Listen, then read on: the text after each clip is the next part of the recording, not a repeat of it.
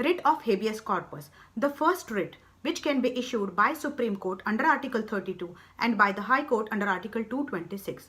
It is derived from the Latin word to bring a body or where is the body. If a person is illegally detained by police authorities or any public or any private authority, then that person can go to Supreme Court or High Court under Article 32 and 226, and court can issue a writ of habeas corpus to produce a body in front of the court to examine the legality of this detention, whether that person is detained legally or illegally. Who can issue writ of habeas corpus? Supreme Court and High Court can issue the writ of habeas corpus. By law, Parliament can confer the same power on any other court within the territory of India.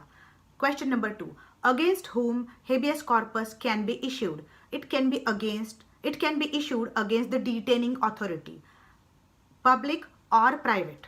When the writ of habeas corpus will not be issued? Number 1. When the detention is lawful, a person is lawfully arrested and detained, then habeas corpus will not be issued.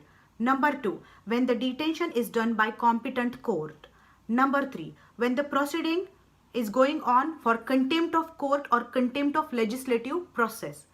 Number 4. When the detention is outside the jurisdiction of a court or that concerned High Court. There is a famous case of A.K. Gopalan versus Union of India regarding the issuance of writ of habeas corpus. We will discuss that case law again in detail while discussing these writs in detail. This is done just for the sake of understanding.